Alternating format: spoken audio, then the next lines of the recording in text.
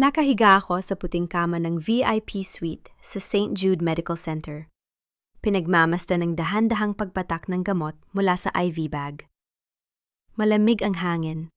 Kasing lamig ng katahimikang bumabalot sa silid na ito.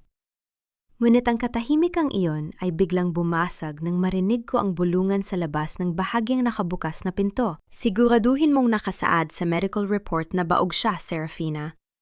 At ang mga dokumentong yan. Gawin mo mukhang naglipat siya ng pondo mula sa subsidiary kumpanya patungo sa personal niyang account sa Iloilo. Ang boses ni Doña Salvacion de Monteluna ay kasing talim ng labaha, walang bahid ng pag-aalinlangan. Opo, tita.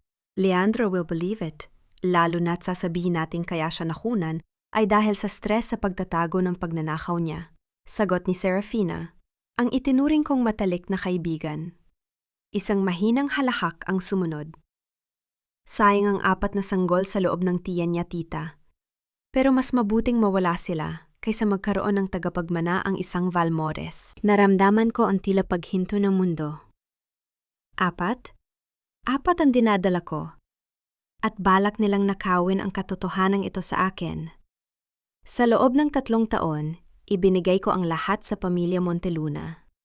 Ako ang nag-ayos ng kanilang mga gusot na kontrata, ako ang sumalba sa kanilang imahe sa Bulacan, at ako ang nagpakumbaba sa bawat pangumutya ni Doña Salvacion. Akala ko, ang pag-ibig ni Leandro ay sapat na balute laban sa lahat ng ito. Ngunit nasaan siya? Bakit ang boses ng kanyang ina at ng aking kaibigan ang naririnig ko sa sandaling kailangan ko siya? Bumukas ang pinto. Pumasok ang 2 babaeng tila mga anghel sa paningin ng publiko, ngunit mga demonyo sa likod ng saradong pinto. Hawak ni Doña Salvacion ang isang asul na folder, ang aking sentensya. Gising ka na pala, Flora. Ang boses ni Salvacion ay puno ng huwad na awa. I'm sorry to tell you this, pero wala na ang bata. At ayon sa doktor, you are permanently infertile. Hindi ka na kailanman magkakaanak. Tinitigan ko siya ng diretso sa mga mata. Walang luhang pumatak sa akin. Naramdaman ko ang isang uri ng kuryente na dumaloy sa aking katawan. Isang malamig at rasyonal na galit. Sa ilalim ng kumot, ang aking kamay ay dahan-dahang humawak sa aking tiyan. Nararamdaman ko ang mahinang pintig. Buhay sila. Alam kong buhay sila. Narito ang mga papeles para sa inyong diborsyo ni Leandro. Inilapad ni Serafina ang mga dokumento sa ibabaw ng aking lamesa. Leandro is already on his way to Singapore for a business trip. He doesn't want to see you, Flora. Masyado siyang nasaktan sa nadiskubre naming pagnanakaw mo sa kumpanya. We decided not to file criminal charges as long as you sign these and leave Manila tonight. Huwag mo nang hintayin na kaladkarin ka ng mga pulis. Isang baog at magnanakaw ay walang puwang sa pamamahay ko, Flora. Dagdag ni Salvacion, habang hinihimas ang kanyang mamahaling perlas. Huwag mo kaming pilitin na gawing mas masakit ang pag-alis mo. Isang matinding ukse ang sumakal sa aking lalamunan. Gusto kong sumigaw. Gusto kong sabihing, alam ko ang bawat dumi ng kanilang negosyo. Ngunit sa isang iglap, isang imahe ang pumasok sa aking isipan. Ang mukha ng aking mga anak na hindi pa isinisilang. Kung mananatili ako rito, papatayin nila ang mga sanggol na ito. Kung lalaban ako ngayon nang walang sapat na armas, dudurugin nila ako gamit ang kanilang kapangyarihan. Ito ang aking cold awakening. Ang huling sandali ng pagiging martyr ni Flora Valmores. Kinuha ko ang pluma mula sa kamay ni Serafina. Ang aking kamay ay hindi nanginghinig. Sa isang mabilis at matatag na galaw, idinikit ko ang aking pirma sa bawat pahina ng dokumento. Nakita ko ang kislap ng tagumpay sa mga mata ni Salvacion. Akala nila ay nakuha na nila ang lahat. Akala nila ay sumuko na ako. Ayan, tapos na, sabi ko. Ang aking boses ay kasing lamig ng semento sa ilalim ng ulan. Magsaya kayo sa inyong panalo, Mother. Dahil sa bawat sentimong ninakaw ninyo sa danggal ko, sisiguraduhin kong babayaran ninyo iyon nang may matinding interes sa tamang panahon. Nananaginip ka pa rin yata, Flora? Tawa ni Serafina. Hindi ko sila sinagot. Dahan-dahan akong bumangon mula sa kama kahit na nararamdaman ko ang hapdi sa aking katawan.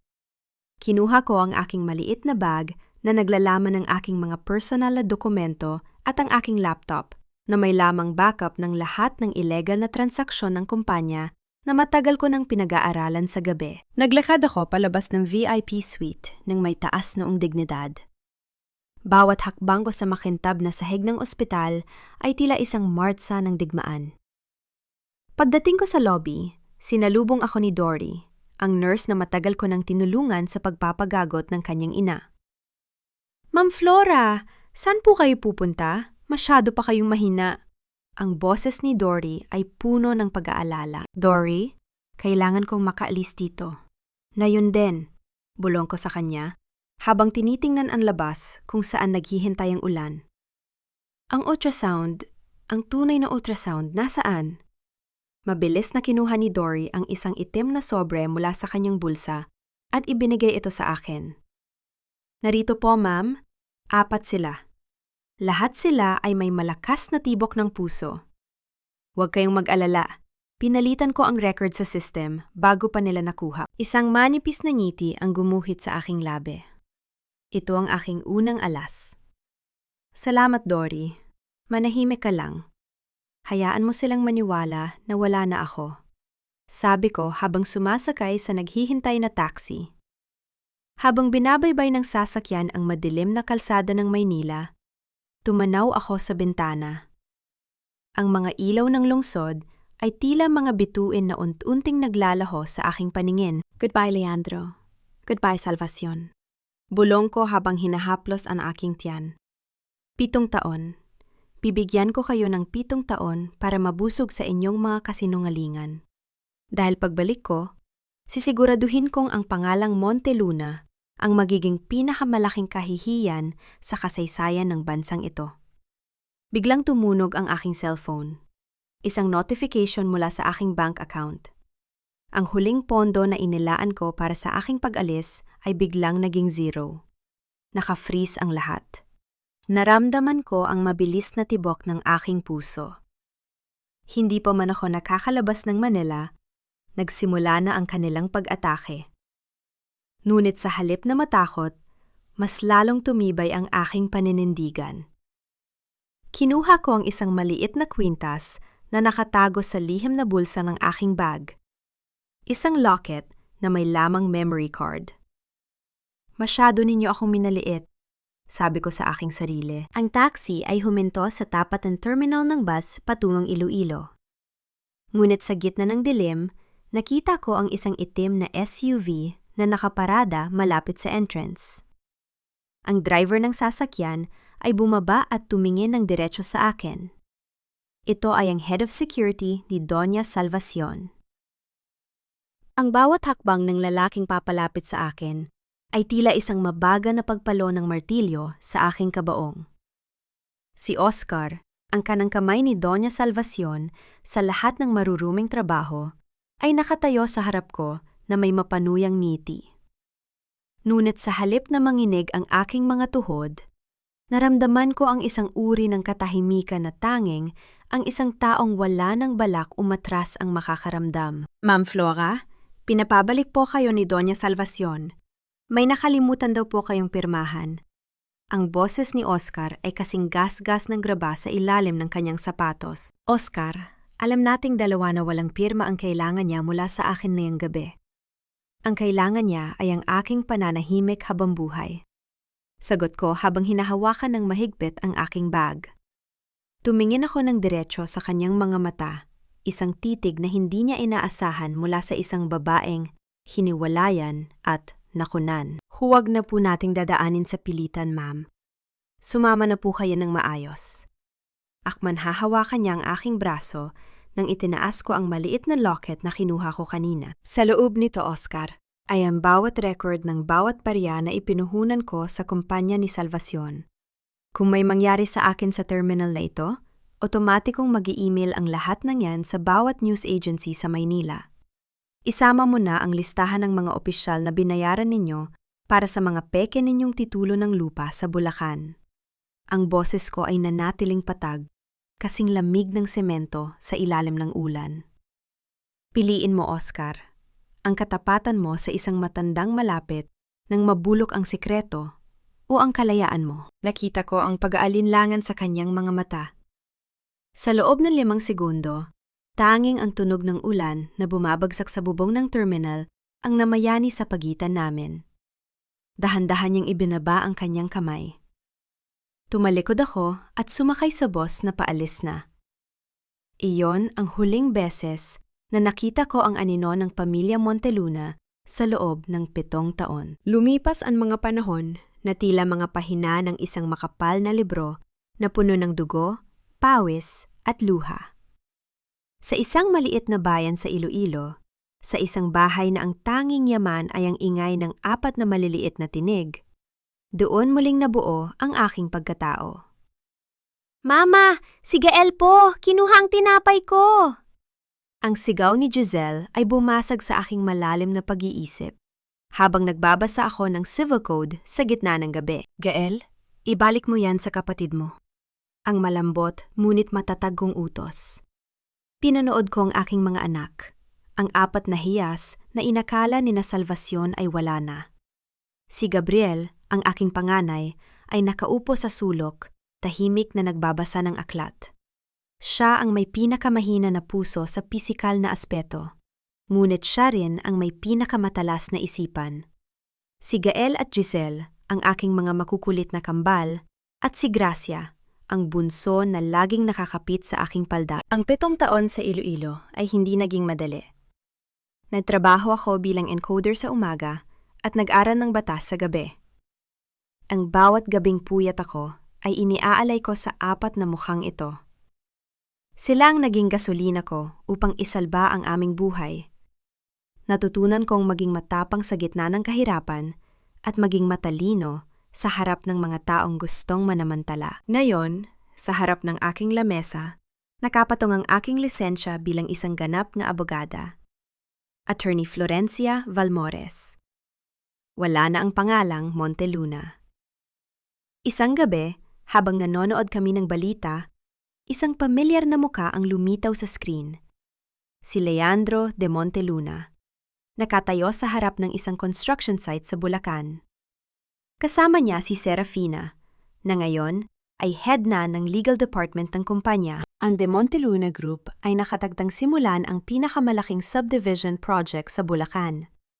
Ngunit higit sa 200 pamilya ang tumatanging umalis sa kanilang lupain sa kabila ng mga dokumentong nagpapatunay na ang lupa ay pag-aari na ng kumpanya, ulat ng news reporter. Nakita ko ang ngisi ni Leandro sa camera. Isang ngisi na dati kong minahal, ngunit ngayon ay nagpapabaligtad ng aking sikmura. Ang lupang iyon ang lupang pinag-aralan ko 7 taon na ang nakalilipas. Alam kong peke ang mga dokumentong iyan. Alam kong ang bawat post na itatayo nila roon ay nakatuntong sa kasinungalingan. Mama, bakit pumalukot ang mga tao sa TV? Tanong ni Gabriel, ang kanyang maliit na kamay ay humawak sa aking palad. Nararamdaman ko ang marahang pintig ng kanyang puso. Isang pintig na nangangailangan ng mas masusing atensyon ng espesyalista na tanging sa Manila lamang matatagpuan. Dahil may mga taong magnanahaw, Gabriel. Pero huwag kang mag-alala. Sabi ko, habang tinititigan ang mukha ni Leandro sa screen. Ang mga magnanahaw ay laging nahuhuli sa dulo. Kinuha ko ang aking cellphone at tinawagan ang aking kaisa-isang contact sa Manila, si Attorney Catalina Esquivel. Catalina, ihanda mo ang lahat. Tanggapin natin ang kaso ng mga pamilya sa Bulacan. Ang boses ko ay walang panginginig, puno ng isang malamig na determinasyon. Flora, sigurado ka ba? Alam mong direktang banggaan ito sa kumpanya ni Leandro at sa nanay niya, babala ni Catalina. 7 taon ko itong pinaghandaan, Catalina. Hindi na ako ang babaeng pinalayas nila sa ospital ng walang laban. Ngayon, babalik ako hindi bilang asawa, kundi bilang kanilang pinakamatinding bangungot. Inumpisahan ko ang pag-iimpake. Habang itinitiklop ko ang aking tuga, nakita ko ang refleksyon ko sa salamin. Ang aking mga mata ay hindi na puno ng luha. Ang mga ito ay nagniningning na sa talino at pot na kontrolado ng rasyonal na isip. Habang paalis kami ng aming maliit na bahay patungo sa pier, isang itim na sobre ang iniwan sa ilalim ng aming pinto. Binuksan ko ito at naramdaman ko ang biglang paglamig ng aking dugo. Sa loob ng sobre ay may isang litrato, ang 4 na anak ko habang naglalaro sa tapat ng paaralan kahapon. At sa likod ng litrato, may nakasulat na 2 salita sa pulang tinta. Welcome home. Naramdaman ko ang mabilis na pagtibok ng aking puso. Hindi pa man ako nakakatapak sa Manila, alam na nila. O baka naman, may traidor sa loob ng maliit naming mundo sa Iloilo. Ang Regional Trial Court ng Bulacan ay tila isang pugon sa tinde ng init, hindi dahil sa kawalan ng aircon, kundi dahil sa tensyong namamayani sa pagitan ng 2 panig. Sa kaliwa, nakaupo ang mahigit 50 magsasaka at kanilang mga pamilya. Pawis at lanta ang mga damit. May mga matang puno ng pait at takot. Sa kanan, naroon ang pangkat ng De Monteluna Group. Mga abogadong nakasuot ng mamahaling barong at suit, nagniningning sa ilalim ng puting liwanag ng silid. Sa gitna nila, nakaupo si Leandro De Monteluna. 7 taon ang lumipas, ngunit ang kanyang kumpiyansa ay nanatiling kasing tigas ng semento. Nakasandal siya sa kanyang upuan, tila ba ang korte ay isa lamang extension ng kanyang boardroom. Sa tabi niya, si Doña Salvacion ay dahan-dahang pinapaikot ang kanyang butil ng rosaryo.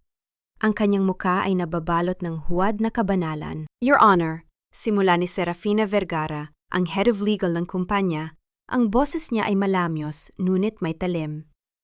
The plaintiffs have no legal standing. Ang mga titulong hawak nila ay paso na, samantalang ang De Monteluna Group ay may selyo ng gobyerno.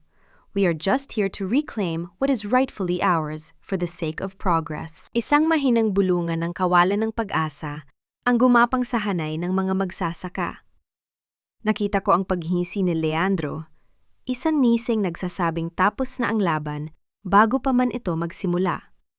Ngunit ang katahimikan ng silid ay biglang binuwag ng tunog ng pagbukas ng dambuhalang pinto sa likod.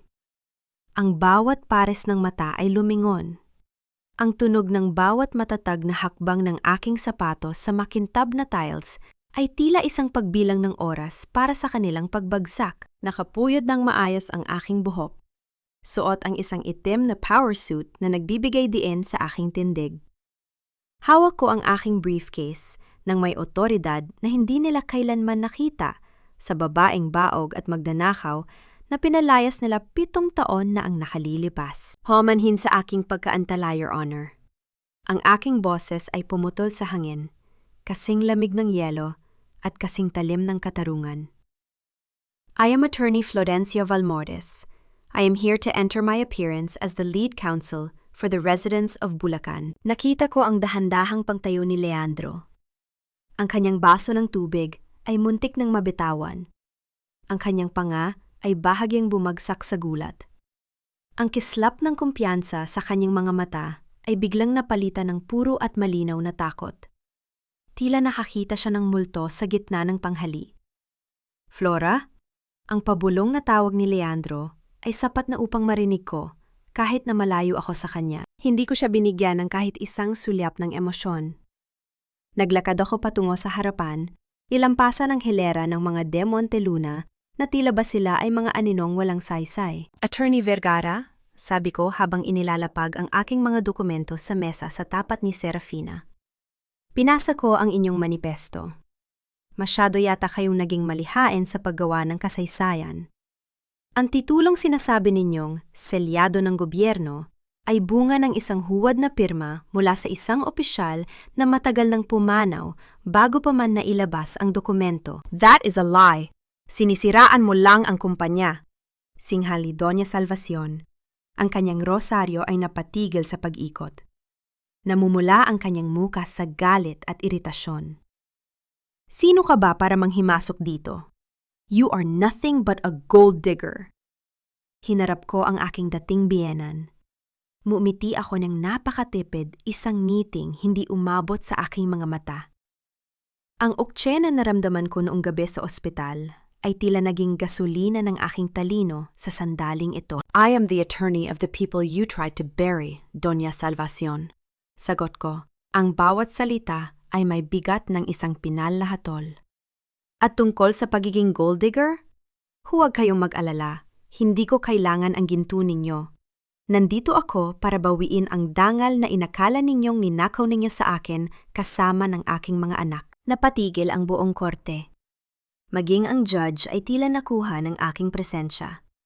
Tumingin ako ng diretso kay Leandro na hanggang ngayon ay hindi pa rin makapagsalita. Mr. De Monteluna, 7 taon ninyong pinaniwala ang sarili ninyo na ang katahimikan ko ay tanda ng aking pagkatalo. Patuloy ko, habang dahan-dahang binubuksan ang aking briefcase upang ilabas ang unang alas. Ngunit nagkakamali kayo. Ang bawat gabi ng aking pagkawala ay ginugol ko sa pag-aaral kung paano kayo wawasakin gamit ang mismong batas na inakala ninyong hawak ninyo sa leeg. Inilabas ko ang isang lumang dokumento, ang orihinal na deed of sale ng lupain na may lihim na watermark na tanging ang pamilya Valmores lamang ang nakakaalam. Your Honor, I move for an immediate injunction against the De Monteluna subdivision project. This is not just a case of land grabbing. This is a case of systematic corporate fraud. Naramdaman ko ang mabilis na pagtibok ng aking puso. Hindi dahil sa kaba, kundi dahil sa matinding huwaykam ng paniningil. Pinanood ko si Serafina na mabilis na bumubulong kay Leandro at si Salvacion na nanghinginig ang kamay sa tinde ng put. Ngunit sa gitna ng aking tagumpay sa unang round, napansin ko ang isang tao sa likod ng korte. Isang lalaking nakahood, mabilis na lumabas ng magtama ang aming paningin. Isang pamilyar na amoy ng sigarilyo at luma na leather ang naiwan sa hangin. Ang amoy na naramdaman ko sa Iloilo bago kami umalis. Biglang uminit ang aking cellphone sa loob ng bulsa. Isang text message mula kay Catalina na kasalukuyang nagbabantay sa mga bata sa hotel. Flora, may sumusunod sa amin sa lobby. Hindi ko alam kung sino, pero mukhang alam nila kung anong room number natin. Naramdaman ko ang biglang paglamig ng aking dugo. Ang laban sa korte ay nagsisimula pa lamang, ngunit ang banta sa aking mga anak ay tila mas mabilis kaysa sa aking mga plano. Your Honor, hihilingin ko rin ang proteksyon ng korte para sa aking mga saksi at para sa aking pamilya. Ang boses ko ay nanatiling matatag. Kahit na sa loob ko ay nagsisimula ng bumugso ang takot ng isang ina. Lumingon si Leandro sa akin. Ang kanyang mga mata ay puno ng pagkalito at isang uri ng pighati. Pamilya? Anong pamilya, Flora? Sabi ni Mama, sabi ni Fina. Tiningnan ko siya ng may matinding pandidire. Ang problema sa iyo, Leandro, ay pinili mong makinig sa mga madaling kasinungalingan kaysa hanapin ang masakit na katotohanan. Ngayon, panoorin mo kung paano ka tatalikuran ng mga taong inakala mong nagpoprotekta sa iyo. Ang amoy ng bagong timplang kape ay humahalo sa bango ng mga sariwang bulaklak sa loob ng tago at mamahaling restaurant sa Makati. Nakaupo ako sa isang sulok. Pinagmamasdan ang dahan-dahang pag-ikot ng usok mula sa aking tasa. Ang aking mukha ay nanatiling payapa, tila isang lawa sa gitna ng tag-init habang hinihintay ang pagdating ng babaeng minsang sumaksak sa aking likod habang nakayakap sa akin. Narinig ko ang mabilis at tila nagmamadaling yabag ng mga takong sa makintab na sahig. Pag-angat ng aking tingin, bumulaga sa akin si Serafina. Gusot ang kanyang mamahaling seda na blusa at ang kanyang buhok na laging maayos ay may ilang hiblang kumakawala. Isang malinaw na ebidensya ng panic matapos ang sunog sa kanilang archives kanina. Flora, thank God, nahanap kita! Ang boses ni Serafina ay nanginginig. Agad siya nga upo sa tapat ko at hinawakan ang aking kamay. Ang kanyang mga mata ay nagsisimulang magtubig. Ang pamilyar na pa-victim na maskara na matagal na niyang ginagamit upang makuha ang loob ni Leandro. Hindi mo alam kung gaano ako nag-alala sa'yo sa korte kanina. At ang sunog? Flora, natatakot ako. Si Doña Salvacion, mukhang wala na siyang pinipiling paraan para itago ang totoo. Dahan-dahan kong inalis ang aking kamay mula sa kanyang pagkakahawak. Kinuha ko ang aking kutsara at marahang hinalo ang aking kape. Ang tunog ng metal na tumatama sa porselana ay tila isang maliit na kampana ng babala sa gitna ng aming usapan. Serafina, itabi mo ang mga luhang yan. Sayang ang waterproof mong mascara. Ang boses ko ay mababa, kasing lamig ng yelo na idiniin sa mainit na balat. Nakalimutan mo na yata kung sino ang kausap mo. Hindi ako si Leandro na madaling makuha sa drama mo. Ako ang babaeng naging saksi kung paano mo pinalitan ang aking ultrasound report 7 taon na ang nakalilipas habang nagmamalasakit ka kunwari sa akin sa ospital. Napatigil si Serafina. Ang kanyang paghikbi ay biglang naputol, tila isang sirang plaka. Ang kanyang muka ay nawalan ng kulay, pinalitan ng isang matigas at mapanuring ekspresyon. So, alam mo na pala, sabi niya. Ang malambot niyang tinig ay biglang naging matalim at puno ng pait. Sumandal siya sa upuan at uminom ng tubig ng diretsyo. Tila ba sapat na yon upang lunukin ang kanyang takot? Akala mo ba ay mananalo ka dahil lang bumalik ka? Ang lahat ng ebidensyang hawak mo ay naging abon na sa opisina kanina. Wala ka ng bala laban sa amin, Flora. You're just a lawyer with a lot of noise but zero proof. Ngumiti ako ng napakatipid. Isang ngiting puno ng katuwaan para sa kanyang kamangmangan. Inilabas ko ang aking tablet mula sa briefcase at iniharap ito sa kanya. Ang screen ay nagpakita ng mga digital folders. Bawat isa ay may petsa at selyo ng aking personal na cloud server. Inakala mo ba na sa loob ng 7 taon, hahayaan kong ang kaisa-isang kopya ng inyong mga kasalanan ay nasa loob ng isang kumpanyang kontrolado ni Salvacion? Tanong ko habang pinapanood ang bawat pagtipak ng kanyang lalamunan sa tinde ng kaba. Ang sinunog ninyo ay mga papel lamang. Ang tunay na ebidensya, ang bawat recording ng pag-uusap ninyo ni Salvacion, ang bank transfers mula sa Bulacan Funds patungo sa iyong boutique account, at ang orihinal na medical records ko, ay ligtas na nasa 3 magkakaibang lokasyon sa labas ng bansa. Nakita ko ang dahan-dahang panginginig ng kanyang mga daliri, habang hawak ang kanyang baso. Ang tubig sa loob nito ay lumilika ng maliliit na alon. Tila ba sumasalamin sa bagyong namumuo sa loob ng kanyang dibdib? Bakit mo ito ginagawa, Flora? Para saan? Para makuha muli si Leandro? Tanong niya. Ang desperasyon ay nagsisimulang sumilip sa kanyang mga mata. Mahal niya ako ngayon. Wala ka nang babalikan. Leandro? Tumawa ako ng mahina, isang tunog na walang kagalakan. Masyado mong minaliit ang halaga ko kung sa tingin mo ay babalik ako para sa isang lalaking piniling maging bulag sa loob ng 7 taon. Nandito ako para sa katarungan ng mga pamilya sa Bulacan at para sa pamanang dapat ay para sa aking mga anak. Dahan-dahan kong inabot ang aking handbag at kinuha ang isang piraso ng papel. Isa itong litrato ng isang kakaibang susi. Isang susi na may tatak ng kumpanya, ngunit may personal na disenyo. Nga pala, Serafina, nakita ko ito sa mga lumang records na nasave ko. Sabi ko, inalalapit ang litrato sa kanya. Bakit ang isang head ng legal department ay may kopya ng master key ng personal safe ni Leandro sa mansyon? Isang safe na tanging si Salvacion lang ang dapat may alam ng code. Ang baso ni Serafina ay dahan-dahang dumulas sa kanyang nanginginig na kamay at lumikha ng isang matunog na pagkabasag sa ibabaw ng mesa. Ang tubig ay kumalat sa telang puti, tila ba isang mansa na hindi na mabubura. Nanlaki ang kanyang mga mata. Inilalantad ang isang lihim na mukhang mas malalim pa sa pagkakanulo sa akin. Paano mo nakuha ang litratong yan? Pabulong niyang tanong. Ang kanyang kumpiyansa ay tuluyan ng gumuho. Sabi ko sa'yo, 7 taon akong nag-aral. Hindi lang batas ang inaral ko, kundi pati ang bawat dumi sa ilalim ng inyong mga kuko. Sagot ko habang tumatayo. Magsaya ka sa huling gabi mo bilang reyna ng De Monteluna Legal, Serafina.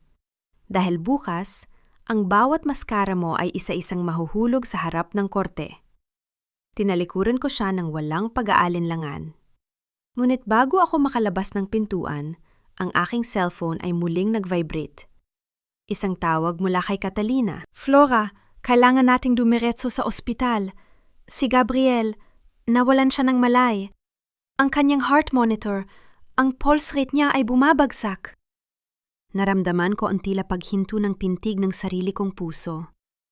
Ang lahat ng rasyonal na pag-iisip ko ay panandaliang nabulabog ng takot ng isang ina. Ang amoy ng gamot at ang malamig na hangin sa loob ng emergency room ay tila sumasakal sa aking hininga.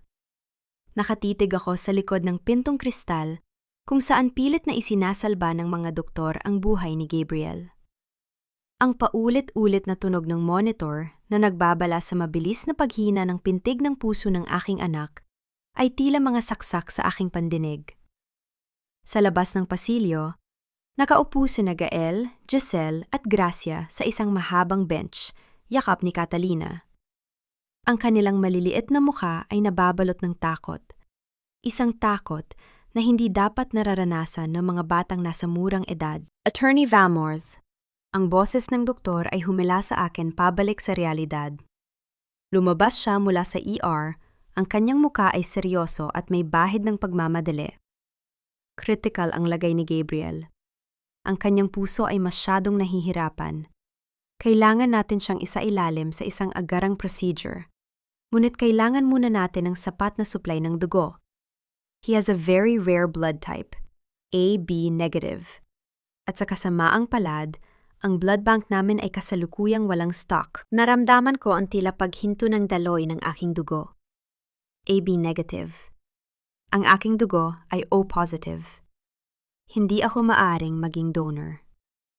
Doktor, gawin ninyo ang lahat. Magbabayad ako kahit magkano, maghahanap ako. Flora? Ang boses na iyon ay tila isang kulog sa gitna ng aking desperasyon. Lumingon ako at nakita ko si Leandro. Nakatayo siya sa dulo ng pasilyo, gulo-gulo ang buhok at wala na ang matikas na aura ng isang CEO. Mukhang sinundan niya ako mula sa restaurant dahil sa hindi maipaliwanag na bugso ng kanyang nararamdaman. Anong ginagawa mo rito? Umalis ka? Ang boses ko ay kasing lamig ng semento, kahit na ang loob ko ay nagnangalit. Hindi siya nakinig. Ang kanyang mga mata ay lumaktaw sa akin at napako sa 3 bata na nakaupo sa bench. Nakita ko ang dahan-dahang paglaki ng kanyang mga mata. Sa ilalim ng maliwanag na ilaw ng ospital, ang pagkakahawig ni Gael at Gabriel sa kanya ay hindi na maikakaila. Ang parehong hugis ng ilong, ang parehong kurbada ng mga labi, at ang pamilyar na kislap ng mga mata na 7 taon niyang tiningnan sa salamin tuwing umaga. Sino sila, Flora? Ang tanong ni Leandro ay tila isang pabulong na hiyaw. Lumapit siya ng dahan-dahan, tila ba natatakot na maglaho ang imaheng nasa harap niya? Bakit magkakamukha sila? Wala kang pakialam sa kanila, Leandro. Hinarangan ko siya. Ang aking tindig ay matigas na tila isang pader na bakal. Ang kailangan ng anak ko ngayon ay dugo, hindi ang iyong mga walang kwentang tanong. Abi negative ba ang kailangan? Tanong ni Leandro. Ang kanyang boses ay biglang naging matatag. Tumingin siya sa doktor, pagkatapos ay muling bumaling sa akin. I am AB negative, Flora. Iyon ang blood type ko. Napatigil ang mundo sa sandaling yon. Ang tadhana ay may kakaibang paraan ng paglalaro. Ang lalaking pinili akong talikuran, ang lalaking naniwala sa mga kasinungalingan ng kanyang ina, ang siya palang tanging makakasulba sa buhay ng bunga ng aming nakaraan. Kuhanan niyo ako ng dugo. Na yun din. Utos ni Leandro sa doktor nang hindi naghihintay ng aking permiso. Pinanood ko siya habang inihahanda ng mga nurse. Nakahiga siya sa kabilang kama.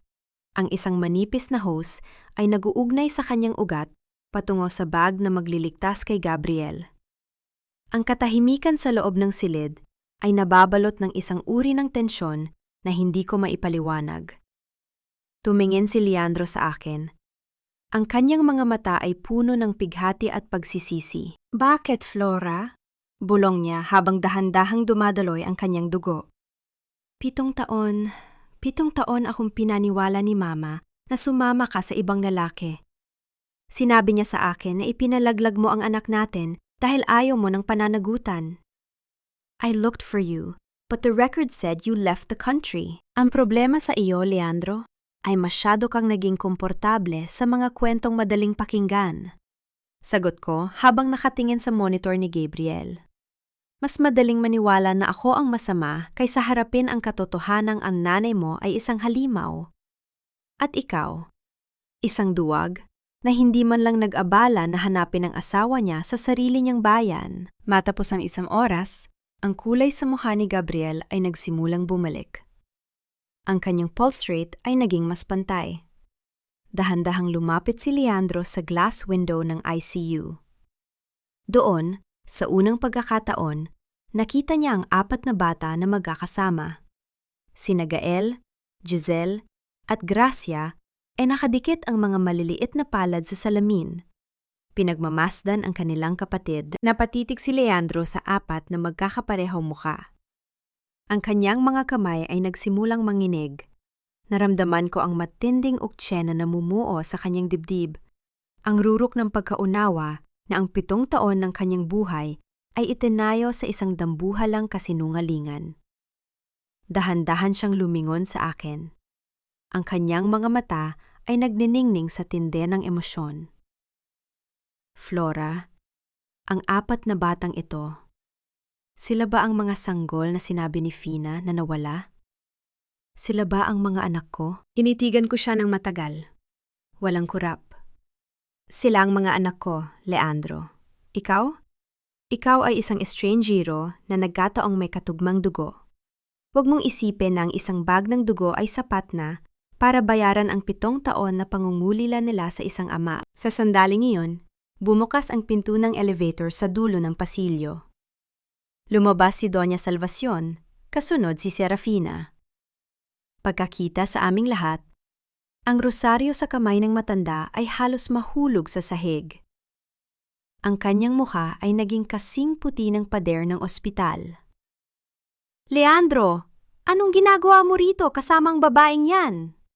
Sigaw ni Salvacion. Pilit na ibinabalik ang kanyang otoridad. Ngunit bago pa siya makalapit, dahan-dahang humakbang si Leandro patungo sa kanyang ina. Ang boses niya ay mababa, ngunit puno ng isang nakakatakot na lamig na hindi ko pa narinig sa kanya kailanman. Mama, sabi ni Leandro, habang itinuturo ang 4 na bata sa likod ng salamin.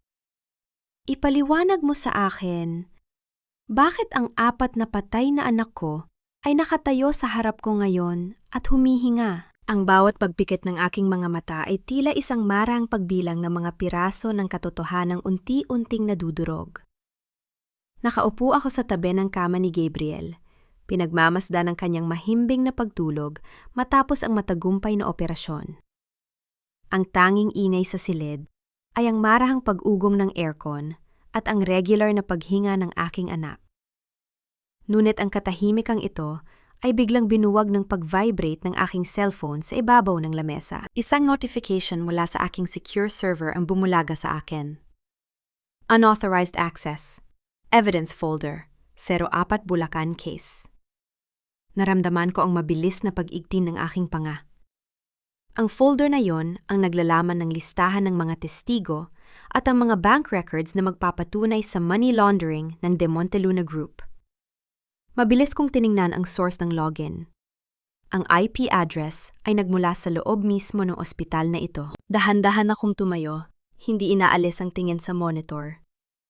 Lumabas ako ng silid at tinahak ang madilim na pasilyo patungo sa nurse station. Doon, sa isang sulok ng storage room, nakita ko ang isang aninong pamilyar. Nakatalikod siya.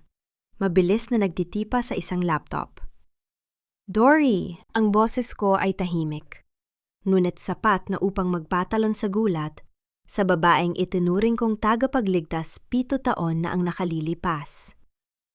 Mabilis ning isinara ang laptop, ang kanyang mga kamay ay nanginginig, at ang kanyang mukha ay punong-puno ng pawis sa kabila ng lamig sa loob ng ospital. Mang Flora, kanina ka pa po ba riyan? Ang kanyang boses ay nanginginig, tila isang kaskas ng tuyong dahon. Bakit, Dory? Bakit mo ibinibigay sa kanila ang 7 taon nating pinaghirapan? Lumapit ako sa kanya. Bawat hakbang ko ay puno ng bigat ng pagkakanulo. Inakala ko na ikaw ang huling taong magtatraidor sa akin at sa mga bata. Agad na lumuhod si Dory sa aking harapan. Ang tunog ng kanyang mga tuhod na tumama sa matigas na tiles ay sapat na upang maramdaman ko ang kanyang desperasyon. Patawad po, Ma'am Flora. Binantaan nila ang kapatid ko. Si Leila, kinuha siya ng mga tauhan ni Doña Salvacion. Sabi nila, papatayin daw nila ang kapatid ko kapag hindi ko ibinigay ang master password ng flash drive ninyo. Pinanood ko siyang humagulgol sa aking paanan. Sa loob ng 4 na linya ng aking isipan, naramdaman ko ang rurok ng aking pagkabigo. Ang taong nakasaksi sa unang iyak ng aking mga anak, ang taong naging katuwang ko sa hirap sa Iloilo, ay siya palang magiging butas sa aking balute. Ngunit sa halip na sumigaw, naramdaman ko ang isang uri ng malamig na kalinawan. Tumayo ka, Dory. Hindi ko kailangan ng iyong mga luha. Ang boses ko ay kasing tigas ng asero. Dahil sa ginawa mo, ang bawat testigong nakalista sa folder na iyon ay nasa panganib na ngayon. Ang De Monteluna Group ay hindi titigil hanggat hindi sila nabibili o napapatahimik. Biglang tumunog ang telepono sa loob ng storage room. Pinindot ko ang speakerphone. Ang boses ni Serafina ay umalingaw-angaw sa silid, puno ng mapanuyang kagalakan. Flora, darling, salamat sa password. Halahak ni Serafina. Ang tunog ay tila kiskis ng kinakalawang na bakal. You were always too trusting. Did you really think an anonymous nurse would choose your justice over her own blood? Ngayon, wala na kayong testigo. Ang lahat ng mga pamilya sa Bulacan, isang pirma lang nila sa settlement, tapos na ang karera mo. Masyado kang maagang magdiwang, Serafina. Sagot ko habang dahan-dahang kinukuha ang laptop ni Dory. Nakalimutan mo na yata kung paano ako maglaro. Ang folder na nakuha ninyo, iyon ay isang digital trap. Sa sandaling buksan ninyo ang bawat file, ang isang virus ay otomatikong mag-e-extract ng bawat data mula sa inyong sariling main server. Narinig ko ang biglang paghinto ng paghinga ni Serafina sa kabilang linya. At isa pa, Fina, patuloy ko. Ang boses ko ay kasing lamig ng semento sa gitna ng gabi. Nahanap ko na ang original na logs ng communication. 7 taon na ang nakalilipas. Ang bawat email na hinarang mo, ang bawat sulat ni Leandro na tinago mo, at ang peking medical report na ikaw mismo ang nag-edit sa system ng ospital na ito. I have the metadata, Fina. I have your digital fingerprints on every lie. Hindi totoo yan! Wala kang ebidensya! Sigaw ni Serafina. Ang kanyang pa-victim na maskara ay tuluyan ng nahulog. Meron ako, Fina. At habang abala kayong bayaran ang mga testigo sa Bulacan, ang NBI ay kasalukuyan ng kinukuha ang mga CCTV footage ng pagdukot sa kapatid ni Dory. You just added kidnapping to your list of crimes. Sabi ko bago ko pinutol ang tawag. Tumingin ako kay Dory na hanggang ngayon ay nakatingala sa akin sa takot. Inabot ko ang aking kamay, hindi para saktan siya, kundi para kunin ang flash drive na nakasaksak sa laptop. Dory, ililigtas ko ang kapatid mo. Hindi dahil kailangan kita, kundi dahil utang ko sa nakaraan ang kaligtasan ng bawat taong nadamay rito. Sabi ko habang tumatalikod. Ngunit pagkatapos nito, huwag ka nang magpapakita sa akin o sa mga bata muli. Ang tiwala ay parang kristal, Dory. Sa sandaling mabasag, kahit anong pagdidikit ang gawin mo, mananatili ang lamat. Naglakad ako pabalik sa ICU. Ang bawat hakbang ko ay tila isang martsa ng digmaan. Ngunit sa tapat ng pinto, nakita ko si Leandro.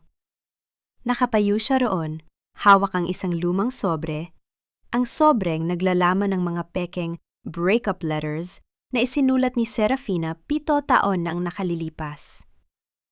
Ang kanyang muka ay punong-puno ng puot at matinding pighati. Tumingin siya sa akin. Ang kanyang mga mata ay nagniningning sa tindi ng emosyon. Flora, si Fina, siya ang may gawa ng lahat ng ito? Ang boses ni Leandro ay paos, tila isang sawi na huling-huli na sa katotohanan. Timitigan ko siya ng walang kurap. Ngayon mo lang na-realize, Leandro? 7 taon akong nabuhay sa dilim dahil sa katangahan mo. At ngayon, ang katotohanan yan ang wawasak sa huling piraso ng iyong pamilya. Ang bawat yabag ng mga sapatos na papalapit sa ICU ay tila mga pako na ibinabaon sa aking kabaong.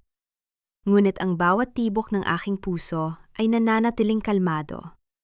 Isang katahimikang nagmumula sa 7 taon ng paghahanda para sa ganitong uri ng gulo. Hindi ako sumigaw. Hindi rin ako tumakbo ng walang direksyon.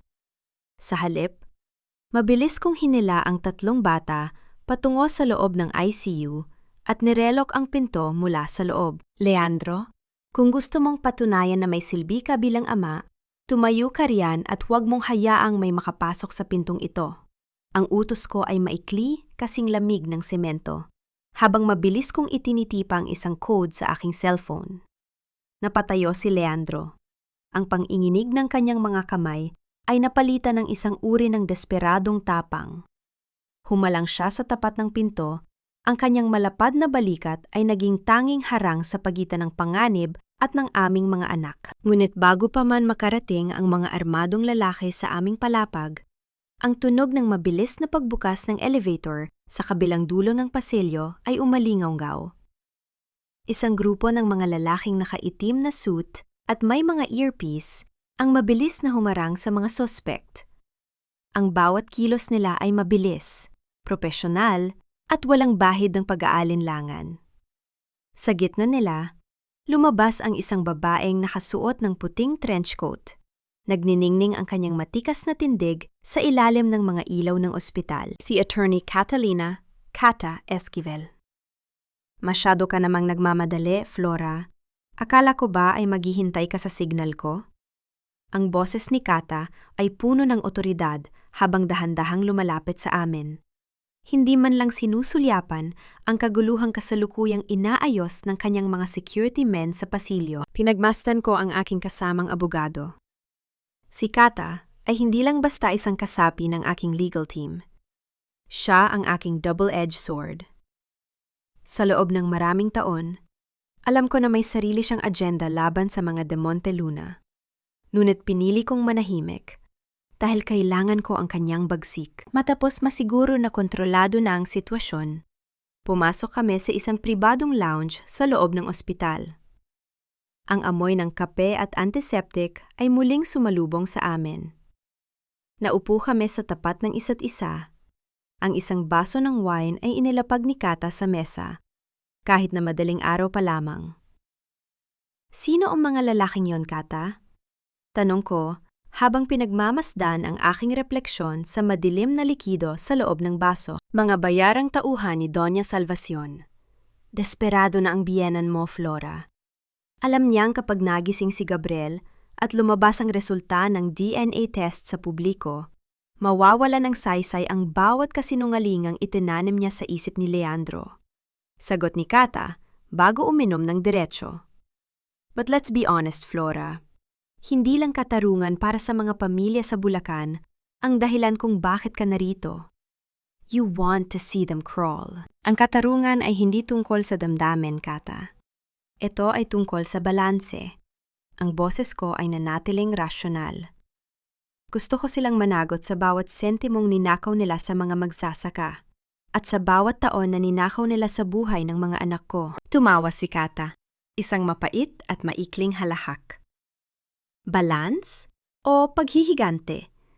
Alam mo, Flora, pareho tayong may lihim. I'm here because Doña Salvacion destroyed my father's reputation years ago to protect the De Monteluna legacy. I want to take back the inheritance that should have been mine. Magkakampi tayo, oo. Pero huwag mong isipin na titigil ako kapag nakuha mo na ang gusto mo. I want the whole empire to burn. Tinitigan ko si Kata ng matagal. Nakikita ko sa kanyang mga mata ang naglalagablab na put. Isang put na walang preno. Isang put na handang mandamay ng mga inosente. Ito ang panganib ng pakikipag-alyansa sa isang lobo. Justice is a dish best served cold, Kata, not burned. Sabi ko, habang dahan-dahang iniaabot sa kanya ang isang folder. Kung susunugin mo ang lahat, wala nang matitira para sa mga biktima. Use your greed to trap Salvacion, but don't you dare touch the community fund. Kapag ginawa mo yon, ako mismo ang magpapakulong sa'yo. Isang matinding katahimikan ang namayani sa pagitan namin. Naramdaman ko ang tensyong tila ba isang manipis na sinulid na malapit ng maputol. Ngunit bago pa makasagot si Kata, bumukas ang pinto at pumasok si Leandro. Baka sa kanyang mukha ang pagod, ang pagsisisi, at ang isang katotohanang hindi na niya kayang itago. Flora, kailangan nating mag-usap. Ang boses ni Leandro ay nanginginig. Nakausap ko ang doktor. Nalaman ko ang tungkol sa mga peking records at tungkol sa pakikipagsabwatan ni Fina kay Mama. Patawarin mo ako. 7 taon akong naging bulag. Huminga ako ng malalim. Hinahayaang ang bawat himaymay ng aking emosyon ay maging kasing tigas ng asero. Lumapit ako sa kanya, dahan-dahan, hanggang sa maramdaman ko ang init ng kanyang hininga na puno ng pagsisisi. Ang kapatawaran ay isang luho na hindi ko kayang ibigay sa sandaling ito, Leandro. Bulong ko. Ang aking mga mata ay nakapako sa kanya. Dahil habang ikaw ay bulag, ang mga anak mo ay lumaki sa hirap. Habang ikaw ay naniwala sa mga madaling kasinungalingan, si Gabriel ay nakikipaglaban para sa bawat hininga niya. Hindi sapat ang sorry para sa 7 taon ng pagkawala. Inilabas ko ang aking huling alas para sa gabing ito. Isang listahan ng mga subsidiary shares ng De Monteluna Group. Tingnan mo ito, Leandro. Sa loob ng 7 taon, dahan-dahan kong binili ang mga utang at shares ng inyong mga kasosyo sa pamamagitan ng mga proxies. I don't just own the law on this case. I now own 15% of your mother's company. Ang bawat salita ko ay tila isang matinding sampal sa kanyang pagkatao. Nakita ko ang pagbagsak ng balikat ni Leandro. Ang rurok ng kanyang pagkatalo ay hindi nagmula sa galit ko, kundi sa katotohanang mas malakas at mas matalino na ang babaeng dati ay inaakala niyang kailangan ng kanyang proteksyon. You didn't just lose a daughter-in-law, Salvacion. You just lost your majority control. Bulong ko sa hangin. Tila ba naririnig ako ng aking biyenan? Ang tunog ng dahan-dahang pagbihit ng doorknob ng VIP lounge ay tila isang hudyat ng kamatayan sa gitna ng hating gabi. Hindi pa man tuluyang bumubukas ang pinto, ang matapang at nakakasakal na amoy ng mamahaling pabango ni Doña Salvacion ay sumalubong na sa amin. Isang amoy na tila ba hinaluan ng lason at mga luma ng lihim. Pumasok siya ng may taas ng dignidad. Suot ang kanyang itim na terno at hawak ang kanyang pamilyar na rosaryo. Kasunod niya si Serafina na ngayon ay nakayuko at hindi makatingin ng diretsyo sa akin. Ang bawat hakbang ng aking biyenan sa makintab na sahig ay lumika ng isang ritmo na tila ba isang orasan patungo sa isang pagsabog. Leandro, bitawan mo ang teleponong yan. Ang boses ni Doña Salvacion ay mahinahon, ngunit puno ng otoridad na hindi matitibag. Tinitigan niya ang kanyang anak, bago ibinaling ang kanyang mga nanlilisik na mata sa akin. At ikaw, Florencia? Akala ko ba ay sapat na ang 7 taon para matutunan mo ang iyong lugar? Bakit kailangan mo pang bumalik at guluhin ang katahimikan ng pamilyang ito? Hindi ako kumibo. Nanatili akong nakatayo sa tabi ng pintuan ng ICU kung saan mahimbing na natutulog si Gabriel. Ang aking mukha ay nanatiling kasing tigas ng marmol, walang bahid ng takot o galit na maaari nilang gamitin laban sa akin. Ang katahimikan ko ay nagsilbing isang pader na unti-unting nagpapairita sa matanda. Mama, tama na. Pagpigil ni Leandro. Ang kanyang boses ay puno ng pagod. Alam mo ba kung anong ginawa ni Fina? Alam mo ba na ang 4 na batang narito ay mga apo mo? Bakit kailangan ninyong mag-imbento ng mga kwento 7 taon na ang nakalilipas? Humalahak si Doña Salvacion. Isang tunog na tilaba. Kaskas ng tuyong dahon sa semento. Apo, Leandro, huwag kang maging mangmang. Ang babaeng ito ay isang hamak na Valmores. Isang pamilya ng mga magsasaka at encoder. Did you really think hahayaan kong ang dugo ng mga de Monteluna ay mahaluan ng dumi mula sa Iloilo? Ginawa ko ang nararapat para protektahan ang iyong kinabukasan. Mabilis siyang lumapit sa akin. Inilabas ang isang tseke mula sa kanyang handbag At inilapag ito sa lamesa sa pagitan namin dalawa. Magkano, Flora? Isulat mo ang halagang gusto mo. 10 milyon? 50? 100? Kunin mo ang pera, iwan mo ang mga bata sa amin, at bumalik ka sa lungga mo sa probinsya. Hindi mo kailangang magpanggap na isang magaling na abogado para lang makuha ang atensyon namin. Tinitigan ko ang blankong tseke. Isang matinding ukse ang dumaan sa aking dibdib.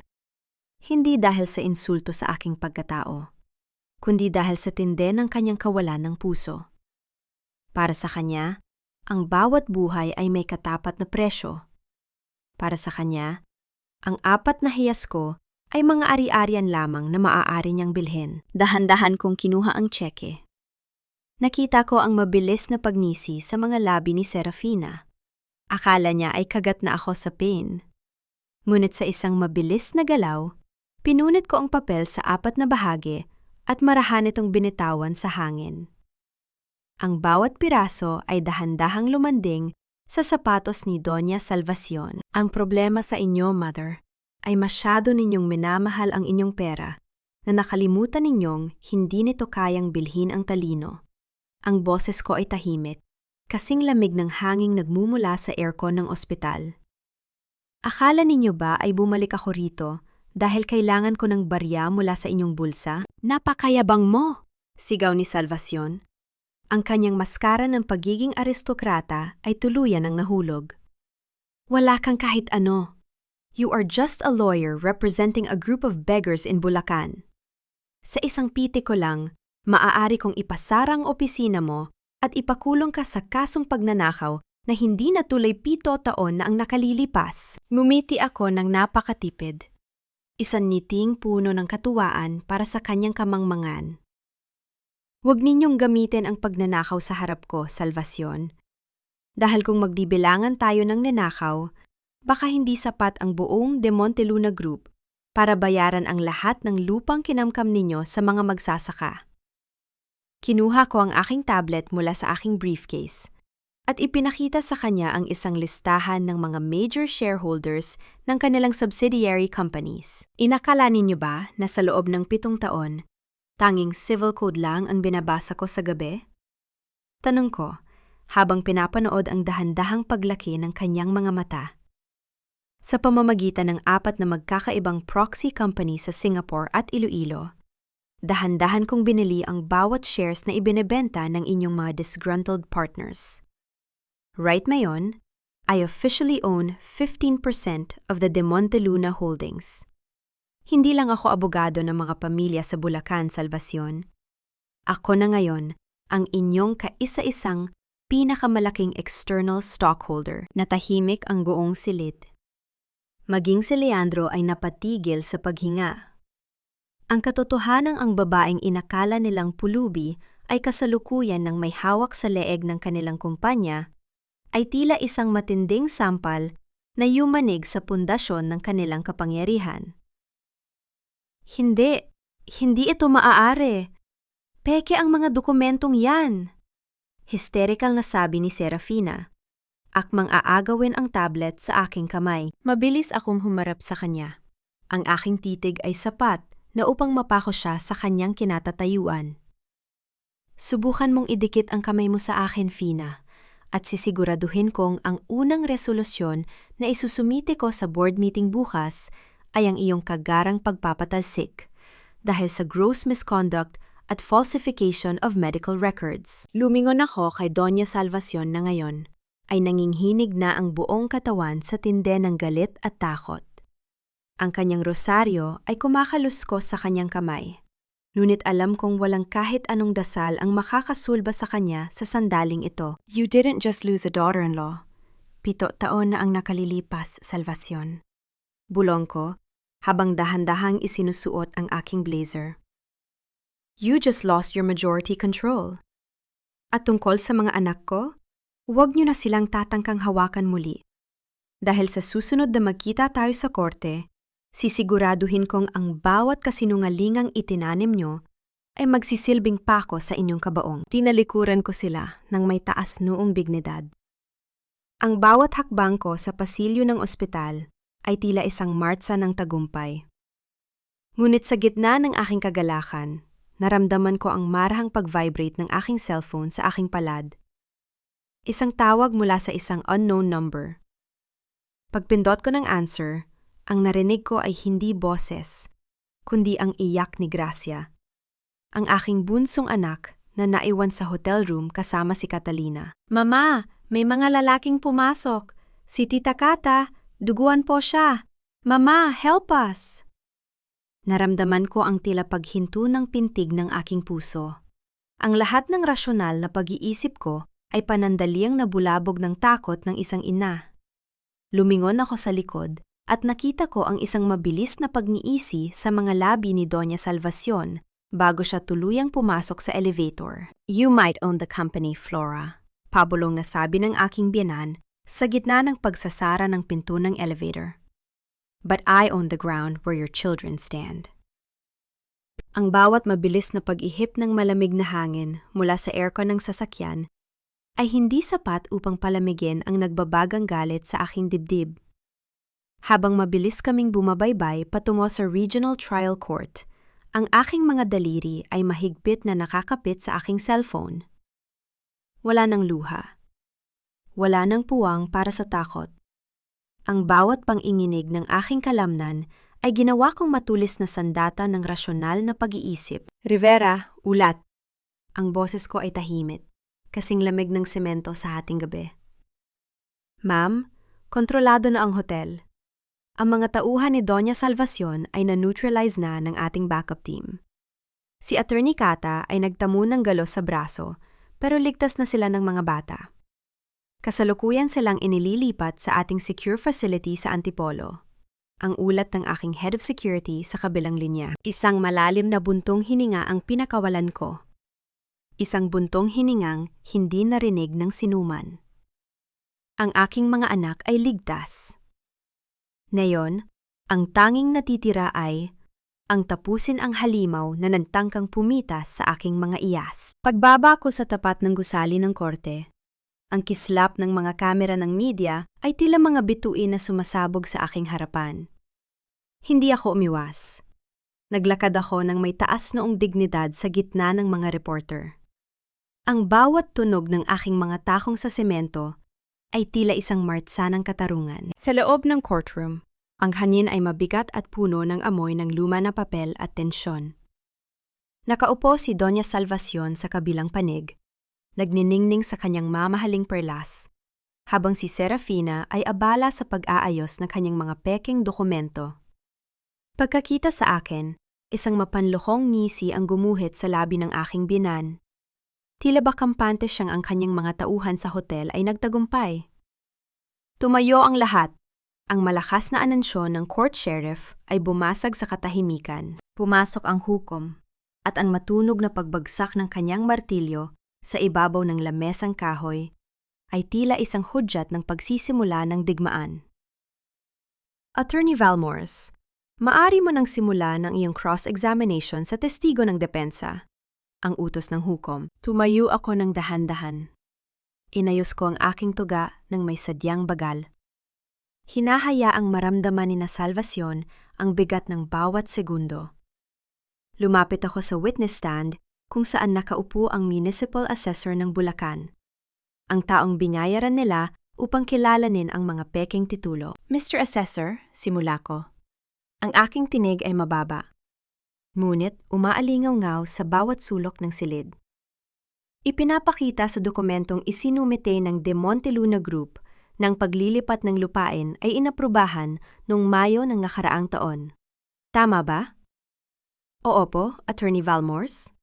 Ang nauutal na sagot ng lalaki, pilit na iniiwas ang tingin sa akin. Kakaiba, sabi ko, habang dahan-dahang inilalabas ang isang sertipikasyon mula sa aking folder.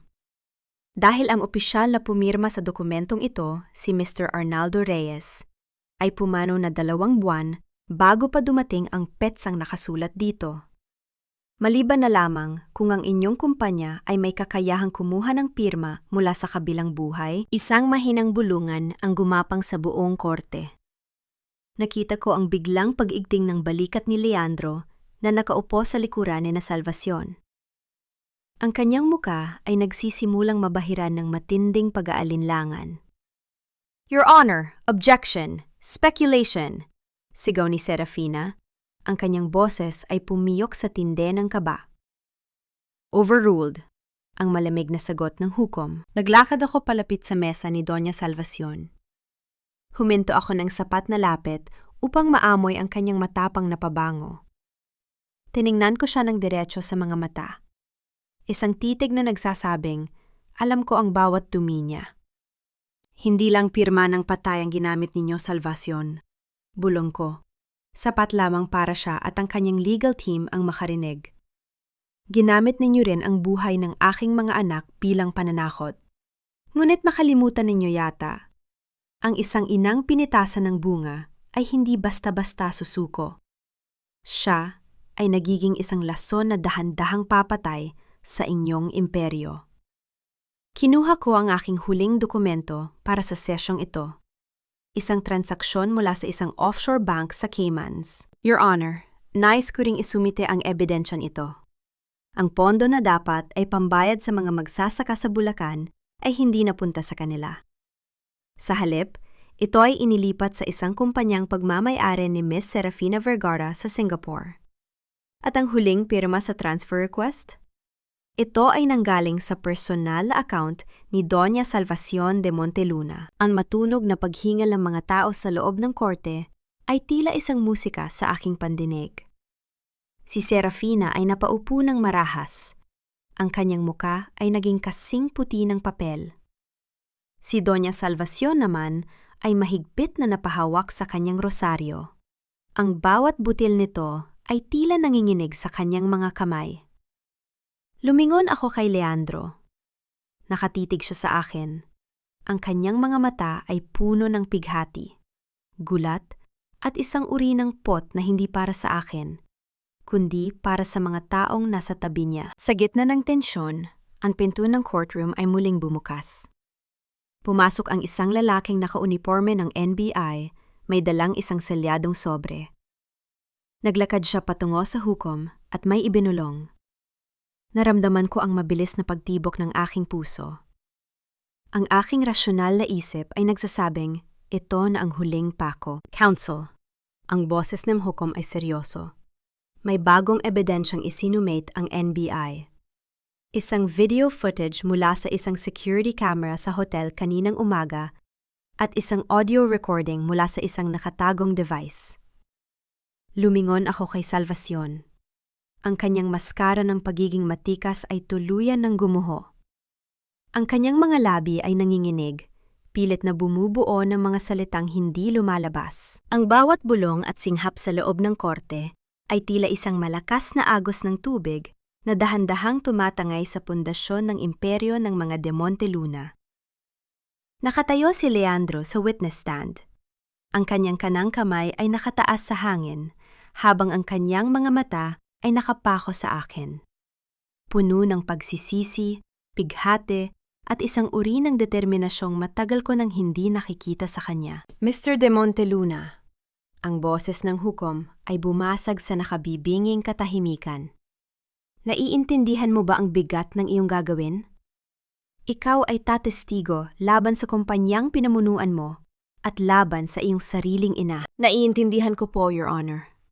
Ang boses ni Leandro ay hindi nanginig. Sa loob ng 7 taon, pinili kong maging bulag. Pinili kong maniwala sa mga kasinungalingang inihain sa akin. Dahil mas madali yon kaysa harapin ang katotohanan. Ngunit ngayong gabi, nang makita ko ang mga anak ko, nang malaman ko ang ginawa ni Mama sa kanila, tapos na ang aking pananahimik. Mabilis na tumayo si Doña Salvacion. Ang kanyang mukha ay nangungunot sa tindi ng galit. Ang kanyang rosaryo ay mahigpit niyang hinawakan hanggang sa mamute ang kanyang mga dulo ng daliri. Leandro! Nababaliw ka na ba? Ang babaeng yan ang sumira sa atin! Ang sigaw ni Salvacion ay umalingaw-ngaw sa buong silid. Your Honor, objection! My son is under extreme emotional stress. Hindi dapat pakinggan ang kanyang testimonya. Maupo kayo, Doña Salvacion. Ang malamig na utos ng hukom. Proceed, Attorney Valmores. Naglakad ako patungo sa gitna ng korte.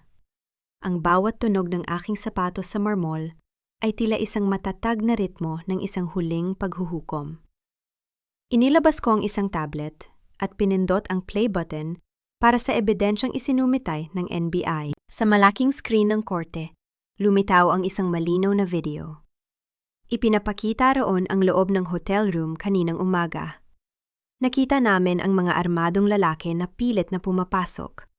Ngunit ang mas nakagigimbal ay ang boses na nagmumula sa isang speakerphone sa loob ng video. Siguraduhin ninyong makuha ang mga bata.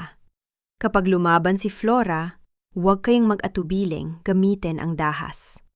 Ang mahalaga ay hindi makarating ang mga Valmore sa korte. I want them gone. Iyon ay ang boses ni Doña Salvacion. Malinaw, matalas, at walang bahid ng awa. Hindi lang yan, Your Honor. Patuloy ko. Ang aking tinig ay kasing talim ng isang scalpel na naghihiwa sa gitna ng kasinungalingan. Narito rin ang orihinal na medical records mula sa St. Jude Medical Center, 7 taon na ang nakalilipas. Ipinapakita rito na bago pa man ako sa pilitang pinalaya sa ospital, ang resulta ng aking ultrasound ay nagpapatunay na ako ay buntis sa 4 na sanggol. At ang pirma sa ilalim ng peking report na nagsasabing ako ay baog? Yan ay ang pirma ni Miss Serafina Vergara na ginamit ang kanyang otoridad bilang head of legal upang takutin ang mga staff. Nakita ko ang pagbagsak ng panga ni Serafina. Ang kanyang muka ay naging kasing puti ng papel. Ang kanyang mga kamay ay nanginginig sa ibabaw ng mesa. Ang pa-victim niyang aura ay tuluyan ng napalitan ng puro at malinaw na takot ng isang nasusukol na kriminal. It's over, Salvacion. Bulong ko habang dahan-dahang lumalapit sa witness stand. Hindi mo lang ninakawan ang mga magsasaka sa Bulacan. Ninakawan mo rin ang sarili mong anak ng pagkakataong maging ama. At ang pinakamasama, tinangka mong pumatay ng sarili mong dugo at laman para lamang sa pera. Lumingon ako kay Leandro. Mr. De Monteluna, totoo ba na ang lahat ng settlement documents para sa Bulacan land case ay pinirmahan mo ng walang sapat na pagsusuri dahil sa direktang utos ng iyong ina? Opo, sagot ni Leandro. Ang kanyang mga mata ay nagdiningning sa luha. Sinabi ni Mama na ang lahat ay legal. Pinagkatiwalaan ko siya. Ngunit ngayon, narito ang katotohanan. I have the secondary ledger here, Your Honor. Ang ledger na itinatago ni Mama sa loob ng kanyang personal safe. Ipinapakita rito ang bawat hulo at bawat ilegal na transaksyong ginawa ng De Monteluna Group sa loob ng nakalipas na dekada. Isang matinding gulo ang sumiklab sa loob ng boardroom-like courtroom. Ang mga stockholders na kanina ay nakaupo ng matikas ay nagsimula ng mag-ingay, natatakot sa pagbagsak ng kanilang mga shares. Ang uktsye na matagal nilang naramdaman ay nauwi sa isang matinding catharsis para sa panig ng mga magsasaka. Tumayo ako ng tuwid, tila isang reynang muling nagsusuot ng kanyang korona. Inilabas ko ang aking huling dokumento, isang board resolution na may selyo ng Securities and Exchange Commission. Board members, for your information, Ang boses ko ay umaalingaw-ngaw ng may otoridad. Ang 15% ng shares na hawak ko ay hindi lang sapat para haranin ang inyong proyekto. Dahil sa pagbagsak ng inyong stock sa merkado ngayong hapon at sa pagbawi ng mga utang ng inyong subsidiary banks na pagmamay-ari ko na rin na yon, I am officially moving for a hostile takeover. Sa sandaling ito, ang De Monteluna Group ay wala na sa ilalim ng pamumuno ni Doña Salvacion. Isang matunog na pagbagsak ng martilyo ng hukom ang nagpatahimik sa lahat. The court finds sufficient evidence to issue a warrant of arrest for Doña Salvacion de Monteluna and Serafina Vergara for kidnapping, frustrated murder, corporate fraud, and falsification of public documents. Ang hatol ng hukom. Lumapit ang mga pulis sa kabilang mesa. Ang tunog ng paglock ng posa sa mga pulso ni Salvacion ay tila isang musika sa aking pandinig.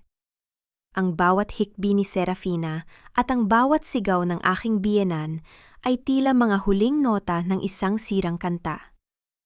Bago sila tuluyang mailabas ng silid, lumapit ako kay Salvacion. Tinitigan ko siya ng matagal, walang bahid ng awa o pot. Tanging rasyonal na pagtanggap sa kanyang kinahinatnan. Sabi ko sa'yo 7 taon na ang nakalilipas, Salvacion. Bulong ko. Ang bawat sentimong ninakaw mo sa danggal ko, babayaran mo ng may interes. Ngayon, panuurin mo kung paano ko muling itatayo ang pamanang sinubukan mong sirain. Tinalikuran ko sila at lumapit kay Leandro na pababa na ng witness stand. Akmang hahawakan niya ang aking kamay, ngunit mabilis akong umiwas. Ang aking tindig ay nanatiling matikas at malayo. Flora, Please, kailangan nating mag-usap para sa mga bata. Pagsusumamo ni Leandro. Mumiti ako ng napakatipid, isang ngiting nagsasabing ang laban na ito ay hindi para sa kanya. Maaari kang maging ama sa kanila, Leandro. Yan ay karapatan ng dugo. Pero huwag mong isiping may babalikan ka pang asawa. Dahil ang babaeng minahal mo 7 taon na ang nakalilipas, ay matagal mo nang pinatay sa iyong pananahimik. Ang bawat kislap ng flash mula sa mga kamera ng media sa labas ng korte ay tila mga bituin na sumasabog sa aking harapan. Ngunit hindi ako nabulag. Naglakad ako sa gitna ng hallway ng may taas noong dignidad. Habang sa aking likuran, ay naririnig ang hysterical na pagsigaw ni Doña Salvacion at ang mahinang hikbi ni Serafina. Ang tunog ng mga bakal na posas na naglock sa kanilang mga pulso ay ang pinakamatamis na musika na narinig ko sa loob ng 7 taon. hindi pa tayo tapos, Flora. Babalik ako at sisiguraduhin kong luluhod ka sa harapan ko. Ang hiyaw ni Salvacion ay umalingaw-ngaw sa pader ng korte. Nawala na ang lahat ng bakas ng kanyang pagiging aristokrata. Hindi ko siya nilingon. Ang mga taong nabubuhay sa nakaraan ay walang puwang sa aking kinabukasan. Huminto ako sa tapat ng aking sasakyan kung saan naghihintay si Leandro. Ang kanyang matikas na anyo noon ay tila isang luma at kupas na litrato na lamang ngayon. Flora, kailangan natin mag-usap tungkol sa mga bata. Tungkol sa atin. Ang boses ni Leandro ay puno ng pait. May schedule ang aking secretary para sa mga visitation rights, Leandro. Ang boses ko ay kasing lamig ng semento. Doon natin pag-uusapan ang tungkol sa mga bata. Pero tungkol sa atin? Ang tayo ay namatay na sa sandaling hinayaan mong itapon ako ng nanay mo sa kalsada habang bitbit ang 4 mong anak. Huwag mong gamitin ang dugo ni Gabriel para humingi ng puwang sa buhay ko. Pumasok ako sa sasakyan at dumiretso sa ospital. Pagdating ko sa silid ni Gabriel, sinalubong ako ng mahinang ngiti ng aking panganay. Gising na siya, ang kanyang kulay ay bumabalik na sa normal. Sa tabi ng kanyang unan, nakita ko ang isang lumang sobre na may tatak ng selyo ng pamilya Valmores. Isang pamilyang inakala kong wala nang natira kundi ako. Dahan-dahan kong binuksan ang sulat. Ang bawat salita roon ay tila isang sampal ng katotohanan. Ang aking ama, si Don Florencio Valmores, ay hindi namatay sa aksidente. Ang lupain sa Bulacan ay hindi kailanman naibenta sa mga De Monteluna. Ito ay ninakaw sa pamamagitan ng isang madugong sabwatan, at ang aking pagpapakasal kay Leandro ay bahagi ng plano ni Salvacion upang tuluyang malinis ang bawat bakas ng krimen. Mama, sino po ang nag-iwan niyan? Tanong ni Gabriel. Ang kanyang boses ay mahina pa rin. Isang taong matagal nang naghihintay ng katarungan, anak. Bulong ko, habang mahigpit na hinahawakan ang papel. Kinabukasan, tumayo ako sa harap ng Board of Directors ng De Monteluna Group. Hindi na ako ang manugang na tinitingnan nila ng may panghahamak. Ako na ang bagong mukha ng kapangyarihan. Sa aking tabi, si Attorney Cata Esquivel ay mabilis na nag-aayos ng mga dokumento para sa rebranding ng kumpanya. Mula sa araw na ito, ang simula ko. Ang aking tinig ay umaalingaw-ngaw sa buong boardroom ng may otoridad. Ang De Monteluna Group ay wala na. Ang kumpanyang ito ay muling magiging Valmores Monteluna Trust. Ang bawat pamilya sa Bulacan na nawala ng lupa ay magiging shareholders. Ang bawat sentimong ninakaw ni Doña Salvacion ay ibabalik sa komunidad. Isang stockholder ang nagtangkang magprotesta, ngunit sapat na ang isang matalim na sulyap mula sa akin upang mapatahimik siya. Ang uktsena na mayani sa kumpanyang ito sa loob ng ilang dekada ay tuluyan na nating winakasan. Bago matapos ang araw, dinalaw ko si Doña Salvacion sa loob ng detention cell. Nakaupo siya sa isang sulok. Wala na ang kanyang mamahaling perlas. Tanging ang kanyang nanginginig na mga kamay. Nahawak ang kanyang rosaryo ang natitira. Bakit ka narito? Gusto mo ba akong makitang nagdurusa? Tanong niya. Ang kanyang boses ay tila isang tuyong dahon. Narito ako para ibalik ang huling bagay na kinuha mo sa akin. Sabi ko habang inilalagay ang original na deed of sale ng Valmores sa harap ng rehas. Ang katotohanan, alam ko na ang ginawa mo sa tatay ko, Salvacion. Ang bawat taon na ititigil mo sa loob ng kulungan ay hindi sapat para bayaran ang dugo niya. Pero sapat na yon para siguraduhin ang pangalang Monteluna ay mababaon sa kahihiyan. Nakita ko ang pagbagsak ng huling peraso ng kanyang kumpiyansa. Ang matandang reyna ay naging isang hamak na anino na lamang sa dilim. Paglabas ko ng presinto, sinalubong ako ng 4 kong anak. Sina Gael, Giselle, at Gracia ay mabilis na tumakbo patungo sa akin, habang si Gabriel ay dahan-dahang naglalakad, hawak ang kamay ni Leandro na nakatayo sa malayo. Ang sikat ng araw ay tumatama sa kanilang mga mukha. Ang aking 4 na yas, ang aking tunay na tagumpay. Numiti ako, isang tunay na ngiti ng kalayaan. Ang bawat anay na sumira sa pundasyon ng aking buhay ay naalis na.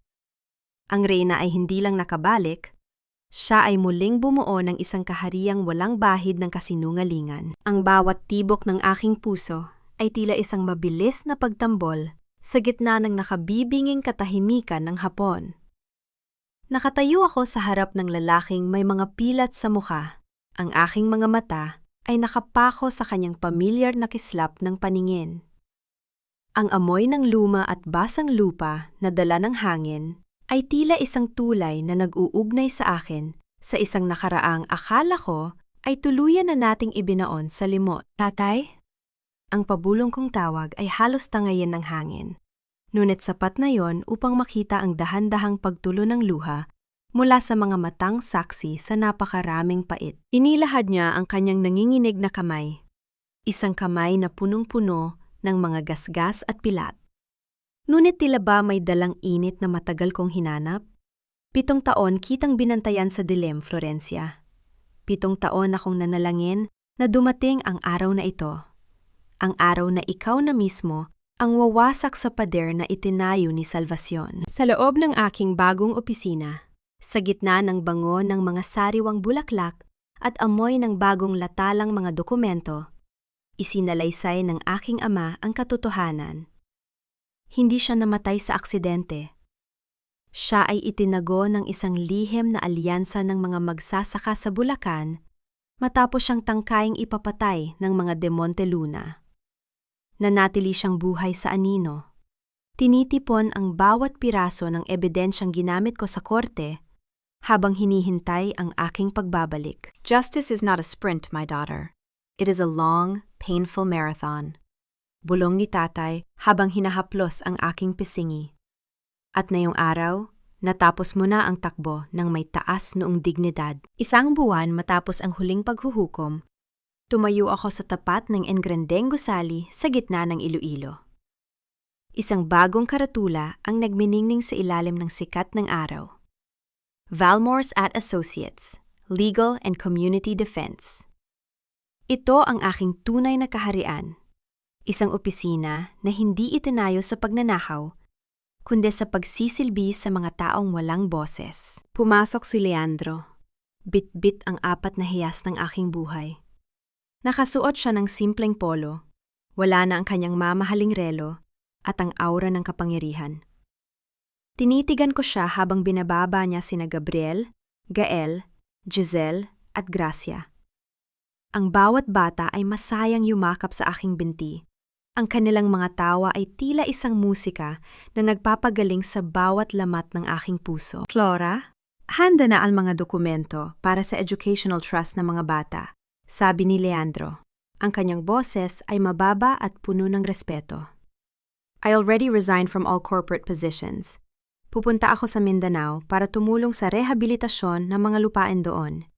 Gusto kong maging karapat-dapat sa apelidong dala ng mga anak ko. Ngumiti ako ng napakatipid, isang rasyonal na pagtanggap sa kanyang pagbabago. Mabuti yan, Leandro. Ang pagiging ama ay hindi nasusukat sa dugo, kundi sa bawat sakripisyong handa mong gawin para sa kanilang kinabukasan. Magsimula ka sa pag-aayos ng iyong sarili bago mo subukang ayusin ang puwang mo sa kanilang buhay. Akmang hahawakan ni Leandro ang aking kamay. Ngunit bago pa man ito dumikit, dahan-dahan akong umatras. Ang aking tindig ay nanatiling matikas. Isang pader na hindi na kailanman mabubuwag ng mga mabulaklak na salita. Go, Leandro! Hinihintay ka na ng iyong bagong simula. Ang huling habilin ko bago ako tumalikod. Naglakad ako patungo sa dalampasigan ng Iloilo, kasama ang aking 4 na anak at ang aking ama. Ang sikat ng araw na papalubog ay nagbibigay ng kulay kahel at lila sa langit. Tila ba isang dambuhalang sining na ipinenta para sa aming tagumpay. Pinanood ko ang quadruplets habang naghahabulan sa buhangin. Ang kanilang mga yabag ay lumilika ng mga bakas na agad namang binubura ng marahang paghampas ng alon. Naramdaman ko ang marahang paghaplos ng hangin sa aking mukha. Wala na ang okche. Wala na ang bigat sa aking dibdib. Ang bawat taon ng aking pagtitiis, ang bawat gabing puyat ako sa pag-aaral ng batas habang karga ang aking mga sanggol, ay nagbunga na ng isang matamis na katarungan. Kinuha ko ang aking cellphone at tiningnan ng screen. Isang larawan naming 5 ang nakalagay doon. Pinatay ko ang screen at naramdaman ang bigat ng aking locket sa aking leeg. Hindi na ito naglalaman ng mga ebidensya ng krimen, kundi mga litrato ng bagong bukas. Tumingin ako sa malayo, sa abot tanaw, kung saan ang dagat at langit ay tila nagtatagpo. Ang aking kwento ay hindi natatapos sa isang simpleng paghihigante.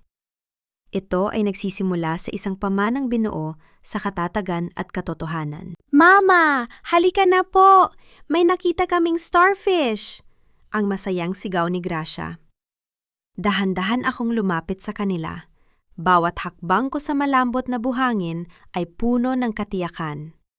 Ang reyna ay hindi na kailangan ng korona upang kilalanin.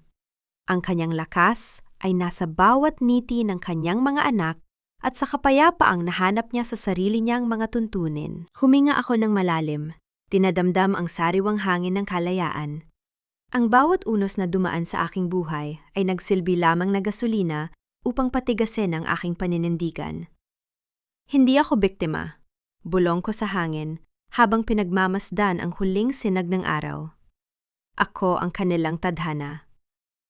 Ang bawat pagpikit ng aking mga mata sa dapit hapong ito ay tila isang marahang pagpunit sa huling pahina ng isang madilim na aklat.